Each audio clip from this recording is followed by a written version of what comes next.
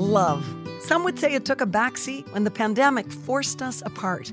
As a family-run and proudly Canadian-owned company, Charm Diamond Centers saw the need to bring us together with tales of love and created the Canadian Love Map podcast. Since then, we've shared hundreds of real, uplifting stories that prove love conquers all. So thank you for listening. We couldn't do it without you. And remember, love starts here. What the world needs now is love. More love. Stars literally aligned. He's always been the one. There's someone out there for everyone. I'm Nancy Regan, your host on the Canadian Love Map. We are on a journey to uncover and share love stories of all kinds. He's never forgotten to bring me flowers. We're hoping we're going to give a little good news to this world. Even in these dark times, the life continues to go on. It's all about compassion, devotion, adventure, and of course, love. Everybody needs somebody. Everybody needs love. This is the Canadian Love Map. Well, love is the most important thing. I caught her, and that was it. I asked her for a dance, and we talked, we laughed as if I had known her for some time, and yet it was the first time I met her on the floor. Although we were very young, we were very committed, and so we've worked at making our marriage be what it is, and yeah, it's lasted 70 wonderful years. Yes. Today's love story belongs to Fran and Matt from Mississauga. These two have been through it all since they tied the knot in 1954. Kids, grandkids, camping, traveling the world, and even watching the Toronto Maple Leafs win the Stanley Cup a few years ago. Now they're celebrating their 70th anniversary in style. This is the Canadian Love Map. Fran and Matt, welcome to the Canadian Love Map. Thank you. I guess you've been getting ready for this podcast for 70 years. years. So I suppose. Yes. Well, you have quite a milestone you're celebrating, and I think it deserves to be shouted out across the country. So that's what we're going to do today. I can't wait to hear about your story. Thank you. Why don't we start by having the two of you tell me a little bit about how it feels to be married for 70 years. Quite feels because in the last few days from our children, from friends and neighbors, how surprised they are. And they say, well, we don't know anyone that's been married 70 years. And we just take that as, oh, really?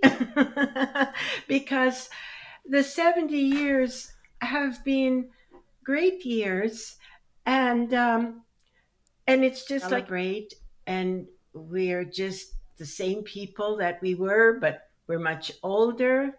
But it's just... Yes. I love that. Matt, how do you feel celebrating this 70th anniversary? Actually, great. They went by fairly quickly to me. It was too many downs. We were mainly agreeable. We didn't go into an argument that we kind of mean to one another.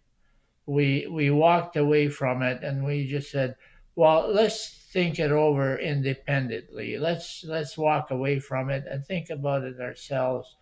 And then come back, and we'll come back to what we were discussing. And usually by that time we would agree. We would look at one another's viewpoints, and we would realize, well, my God, yes, she does have a viewpoint, and it sounds good. So. Oh my goodness! Without me asking, you're getting into what I'm sure many people inquire about, the secrets to a happy and long marriage. Yes, Fran can tell more about it. We never let things kind of get to a point where there were angry words. We're two individuals, and we have opinions, and we feel comfortable and free to express those to each other. But when it's a difference of opinion and, we kind of dig our heels in a bit, then we say, as Matt said, let's just walk away from it and let's think about this, so that we come back with a little clearer mindset and do talk about it. And it's not a case of, oh, well, all right, you win this time or whatever. It's like, okay, we'll do it this way or that. But we try to stay focused on what the difference was, and not get on a tangent and start dragging in a whole bunch of other things that don't have anything to do with the subject at hand.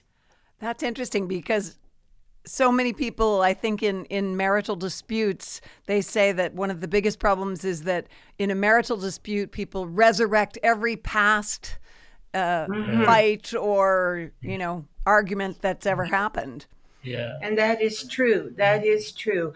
And we have learned in our own way that isn't the way to solve the problem, because it's maybe one issue that we're dealing with. And the other thing I remember very, very clearly is when we were first married, and one of the things that Matt said, we'll never go to bed angry. If we have had a disagreement at any point of the day or the evening or whatever, we will try and resolve it. So sometimes, yes, we go off to bed, maybe we turn our backs to each other for an hour or so, but we kind of turn around and say, okay, let's talk about this.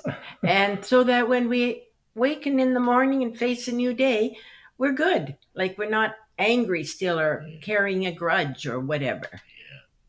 I don't want us to sound like we're Mr. and Mrs. Perfect, but I think what we're trying to say, Nancy, is that although we were very young, we were very committed and have remained committed to each other. And so we have worked at making our marriage be what it is. And it's lasted 70 wonderful years. Yes. I think it takes 70 years to work at it. That's what I say. We're still a work in progress. You're just getting it perfect. That's all. Matt, you said that it has flown by. It's gone very quickly. I would love you to take me back over that 7-decade period and tell me about how you first met. Well, yes, actually, it was in 1950. That's when it was. 53. Yeah, 53. Yeah, but I came from Manitoba in 1950. We were all single at that time and early age, of course. And churches used to have dances on Sundays, and we would go to these dances. And in the city of Toronto, there'd be one just about like every day for 7 days, if you wanted to. Wow. So, anyways, we used to pick on the Sundays, and this particular church that we went to, not that we attended the church, we just went to dance as young guys. Young guys. And of course, at that time, it was kind of odd because we were all single, and of course, the guys would line up on one side of the hall, and the young women would be on the other side. And as the band started playing, you kind of look around, and my eye caught her, and that was it. I asked her for a dance, and it was so easy. We talked, we laughed as if I had known her for some time, but yet it was the first time I met her on the floor. Isn't that something? Yeah, that's right. So here we are, 70 years later. We're still walking. Fran, are you still dancing? That's the question. Yes, we do. As a matter of fact, I love to have music in the house. So I'm always got something on Spotify, and some of our old kind of music that we grew up with and we loved. And if there's something that comes on that we just love, we'll get up just in our home and we'll just have a little dance. It could be just to something like Spanish Eyes, or it could be "And I Love You So" by Perry Como, or whatever. And so, yes, we still do, but not that we go dancing anymore. Well, for those that are keeping track, I would say that's secret number 2 of a happy marriage that you've told us about today. I think that's a beautiful thought, that you just get up and dance still. Yes, And yes, we we do. just get up and dance. We do. Kind of shuffle around the floor now. Yes, a little shuffle. Fran, tell me about your perspective that evening when you met. Matt told us he set the scene, but what was it like from your end? Well, from my end, as I remember, I was talking to someone and I felt this tap on my shoulder, and I turned and he asked me to dance, and I said, okay. What I remember then, and I think we danced most of that evening together, and then it was time to go home. I had gone to the dance with my girlfriend, Nancy, as well, her name was. Oh, And what a lovely name. So it is a lovely name. So when we left, I noticed him walking ahead of us, and he was in the middle of 2 women. They all had their arms over their shoulders. And I thought, oh, what's this? Like, he's gone. It really struck me that, well, he was so nice. Like, will I ever see him again? Yes. Were you a little bit crushed in that moment? I think so. I think I was, actually. And so then I learned later, because I did see him again, and it turned out it was his sister and his sister's girlfriend. So that was fine. It sounds a little bit like a movie, doesn't it? You got your hopes up, and then there he is walking away with 2 fabulous Walked women. away, and I thought, what's this like? I mean, he could have walked with me, but he didn't. But anyway, then maybe another week or 2 passed by, and we went to the dance again, and there he was. And that time, he said to me, we're going away for the long weekend, which ended up becoming our married weekend, but we're going to Wasaga Beach. And I said, oh, that's nice. And so they did go for that long weekend. And, Nancy, this might sound a little bit chintzy, but I really missed him. I truly missed him. And beautiful. I felt very lonely. It must have been love at first sight, because it just lingered. I was going to ask you, when you said you were feeling so disappointed seeing him walk away from that first dance, was it because your instinct was that you had had such a connection? I think so. The connection was one of feeling so comfortable, because I was very quiet and very shy. Very shy. And it took me a long time to come out of that. So I think that connection was one of, gee, I like this guy, and he's funny, and he makes me laugh. And, I feel really comfortable with him. I'm very curious to know how different your upbringings were. And you are taking us back to a very different time.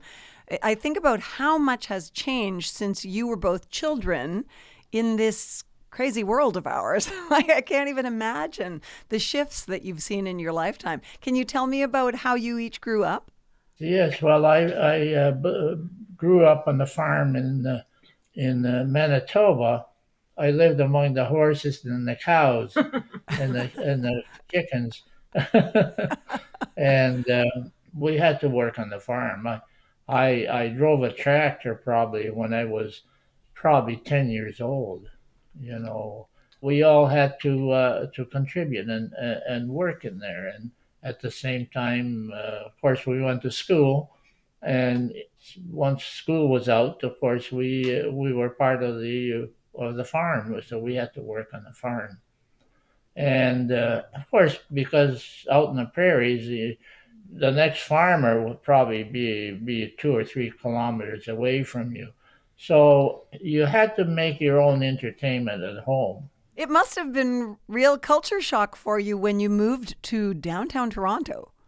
Oh, yes, it was. Sure, it was. The first time, I mean, you're out there in the prairies, and even if you go to a small town, they didn't have the lights that they would have when I first went to Winnipeg, for example, which was the biggest town, a city, and you see the lights turning and spinning and moving, and you know it just strikes you like, man, what a wonderful world. It's because on the farm, what do you see? You just see the stars, but you live and learn. We couldn't share the great stories that we do here on the Canadian Love Map podcast without the amazing support of Charm Diamond Centers. They are Canada's largest family-owned jeweler, and they're proud to be putting love on the map. The folks at Charm Diamond Centers are thrilled to be a part of your love story. So visit charmdiamondcenters.com or one of your local stores. Love starts here. It's so interesting to hear the very different, living circumstances you would have had in those two places. And now, Fran, it's your turn. I'm curious about your story. Quite similar, but I just wanted to add one thing that Matt has forgotten to talk about when I said to you earlier over from the horse and buggy days. So I loved to, and our children and grandchildren loved to hear him talk about in the wintertime, because his elementary school would have been, a few kilometers away, and his brother an older brother would hook up the team of horses and pull them on the sleigh. But the thing is, because they're out in the prairies and it's winter and very cold and the wind is howling and blowing, his father and brother would have built a protection, so they called it the caboose. And so they would all get into this caboose on the sleigh. And inside of it, Nancy, they had a little wood stove, like a potbelly stove, to keep the children warm. With a stack, we had a stack, and the smoke would go out, and they'd be, riding down to the school. The caboose on a sleigh was their mode of travel in the wintertime. Well, wow, I didn't have that luxury and that experience. But I grew up also on a farm just west of Hamilton, between Hamilton and Welland, Ontario. And I was born in Quebec, actually, in 1936, of course. And my family, my parents moved to Ontario in 1942, bought a farm. So just like Matt, I was about 6 years old when we came. So I learned to do chores, gathering the eggs and what have you, and more so as time went on, and to the point where I would help with the milking and taking the cows to pasture before I went to school in the morning. But I could walk to school. It would be within a kilometer, I suppose, were my little, because we were just on the outskirts of our little village. So I could walk to school and come home at lunchtime. But like that, there was always chores to be done. And you learned your chores. You didn't have to be told what needed to be done. You just knew this is what you do, and so on and so forth. So a lot of people, are surprised at how young we were when we got married. And I realized that because of our upbringing, we learned a responsibility at a very early age, and to have that commitment of doing the chore, whatever it was, and doing it well and in the way that was expected of us. So I think that was maybe our first step in learning how to enter into our young marriage, just from our own experience growing up on a farm. Well, you took the words out of my mouth because as you were describing your childhood, Fran, I was thinking, I bet the fact that they both had to work and have such discipline doing their chores actually is another perhaps secret to the longevity of their marriage.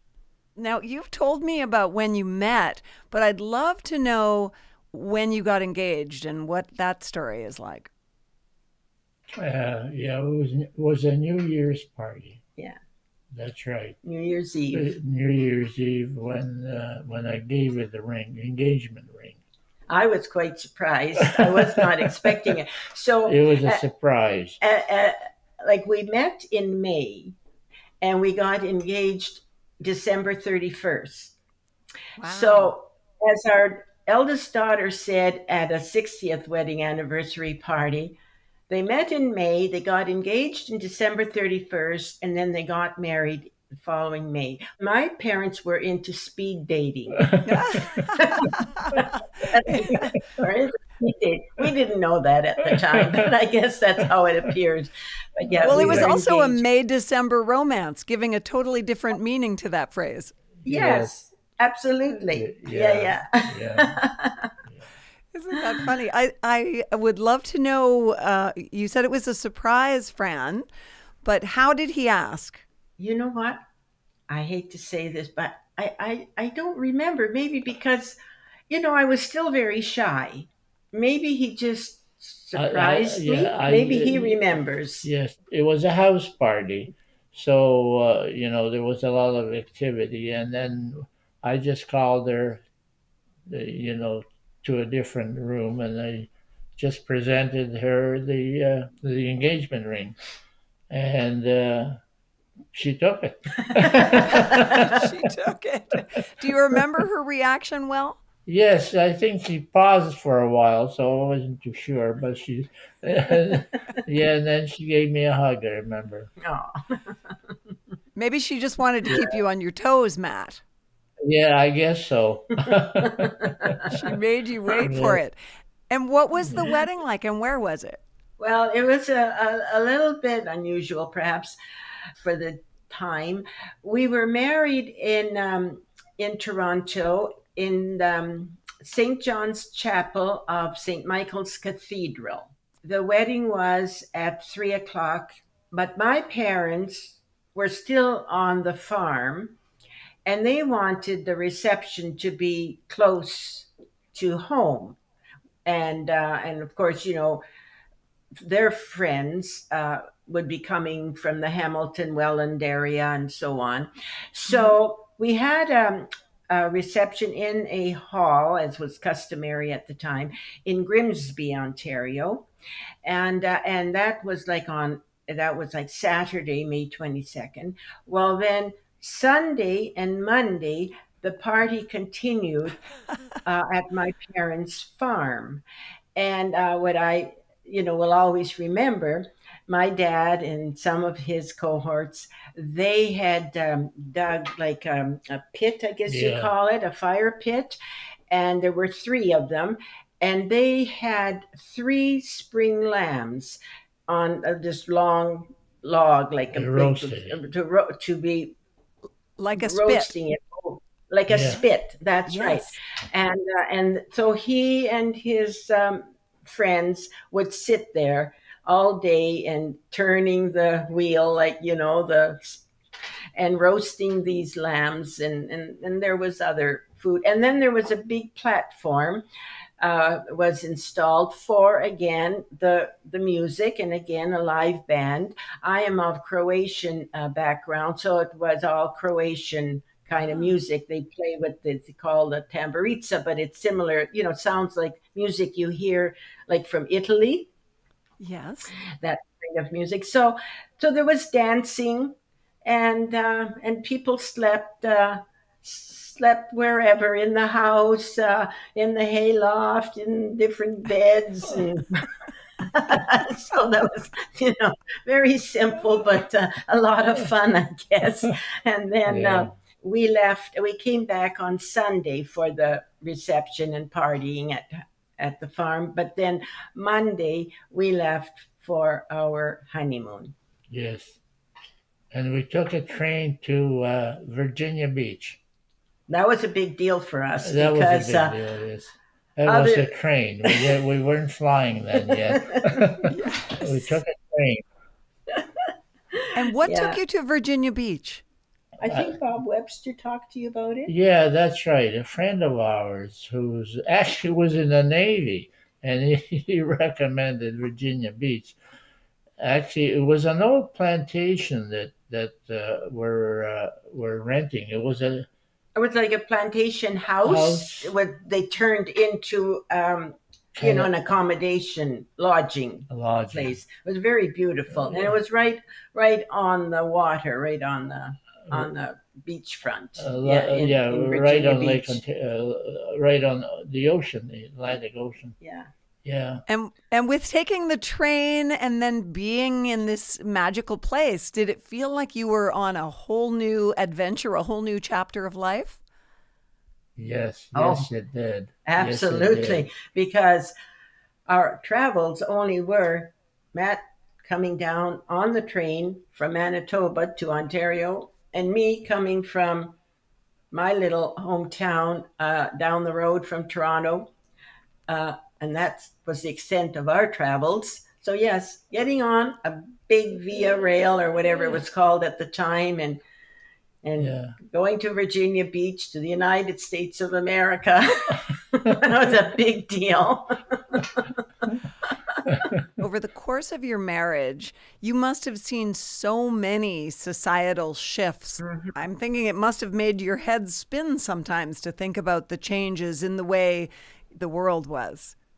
Oh, sure. Oh, absolutely. Sure. Absolutely. Sure. And then, of course, as technology came in, like I remember the first, what did you call that? Like a cordless phone that we had. Well, we had walkie-talkies, I mean, who thinks of walkie-talkies now?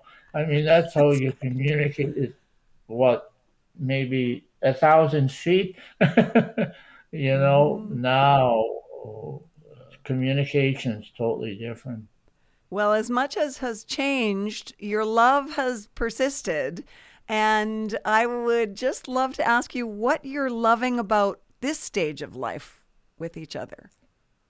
I think I could speak for both of us, but Matt can express himself as well.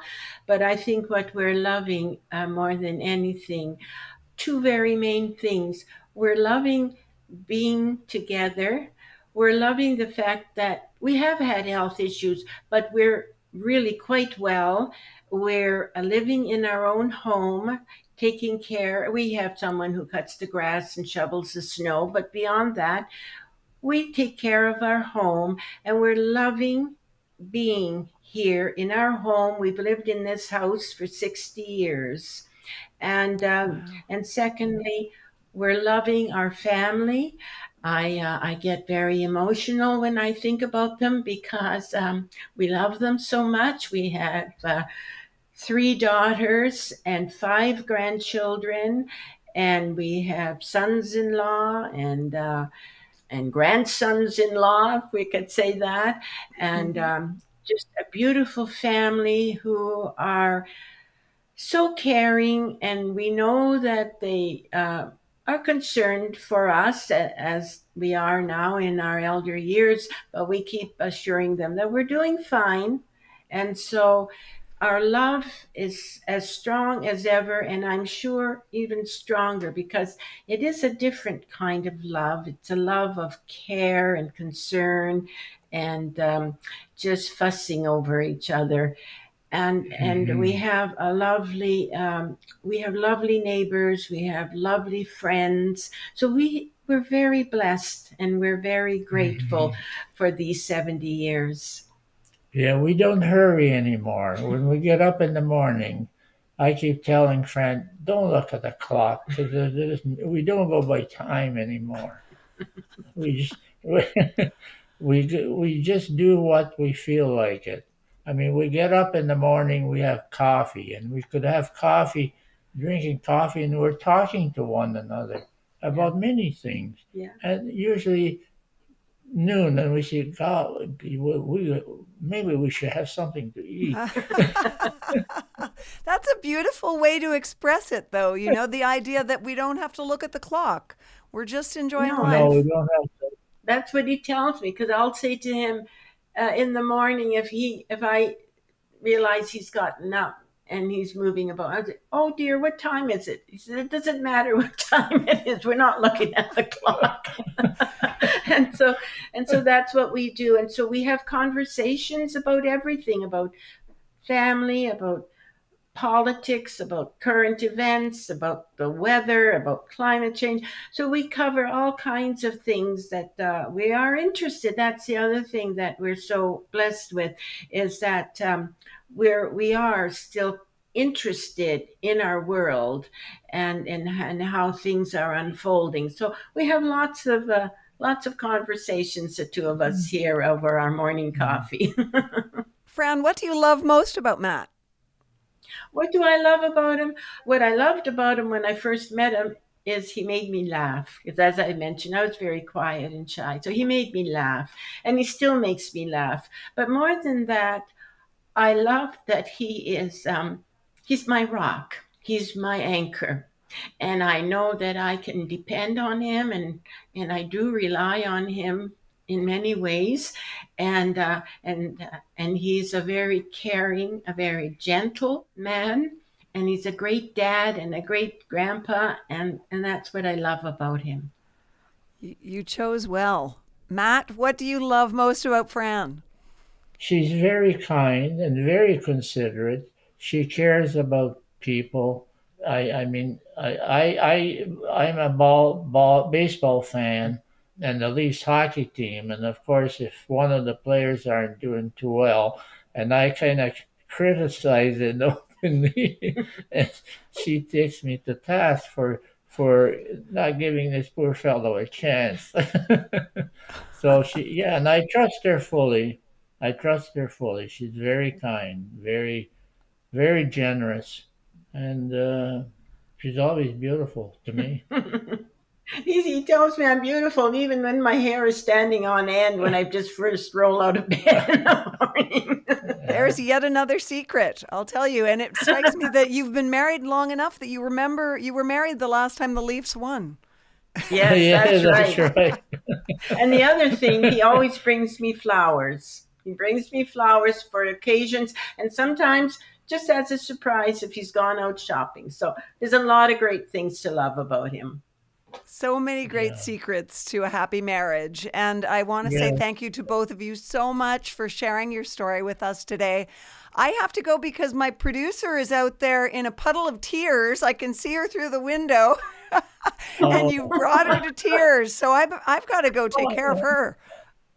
Oh, okay. Well, I'm sorry we did that to her. But anyway, we just had a wonderful time. We had no idea what this podcast. Yeah, we were kind of nervous at first. But it's been great fun, Nancy. Thank you so much. Well, me saying that about the producer is my way of saying that your story is just so touching, and you're both beautiful people. And I'm so happy to have had you as guests on the Canadian Love Map. Thank you so very much. Thank you very much. And you're a nice person, too. You're back at you, Matt. Same to you. Thank you so much, and happy anniversary. Thanks so much for listening to the Canadian Love Map. This podcast is presented and made possible by Charm Diamond Centers. It's hosted by me, Nancy Regan, and is produced and distributed by Podstarter. We love sharing love stories of all kinds, and that could include yours. So do you or someone you know have an uplifting tale to tell? Reach out to us on Facebook or Instagram using @CanadianLoveMap or email producer@podstarter.io. We'll be back next week with another love story to add to the map.